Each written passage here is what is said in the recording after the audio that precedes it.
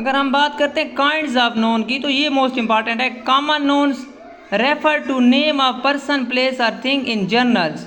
ये किसी ऐसी चीज़ को रेफ़र करते हैं, किसी पर्सनल की, प्लेस की या थिंग जो जर्नल में हो। या हम इसको ये भी कह सकते हैं any known that is not a name, जो नाम ना हो उसको हम क्या कहते हैं, कॉमन नोन कहते हैं। मैंने आपको कहा है ना कि नोन जो है ये नेम एक वर्ड है, नोन नेम नहीं है, नाम नहीं है। अब देखिए फॉर एग्जांपल ऑर्फन है, यतीम। अब ये किसी चीज़ का नाम तो है, क्या है, ये आपके पास नोन है लेकिन नेम नहीं है। गेस्ट नेम नहीं है, चाइल्ड नेम नहीं है, बट क्या है, कोई आम सा वो क्या कहते हैं, वर्ड है। इसके लिए हम कॉमन नोन का टर्म यूज़ करते हैं। प्रॉपर नोन स्पेसिफिक नेम होता है ऑफ पर्सन, प्लेस और थिंग। जब हम उसको स्पेसिफाइड कर लेते हैं तो हमारे पास क्या बन जाता है, प्रॉपर नोन बन जाता है।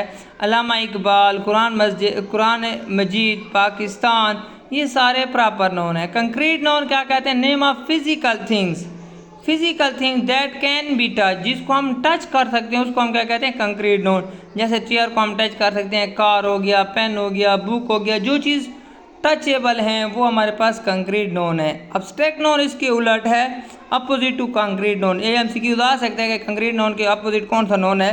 तो name of thing that can not be touch, जिसको हम टच नहीं कर सकते, जैसे आइडियाज़ हैं, कॉन्सेप्ट्स हैं, फीलिंग्स हैं, केयर हो गई, लव हो गया, लाई हो गया, पेन हो गया, ट्रूथ, etc। इनको हम टच नहीं कर सकते, महसूस करते हैं। किसी की एहतियात करना, किसी से मोहब्बत करना, किसी से नफ़रत करना, किसी से झूठ बोलना, किसी से सच बोलना, किसी की तकलीफ़ को अपनी तकलीफ़ समझना, ये सारे हमारे पास क्या कहते हैं, एब्स्ट्रैक्ट नोन कहलाते हैं।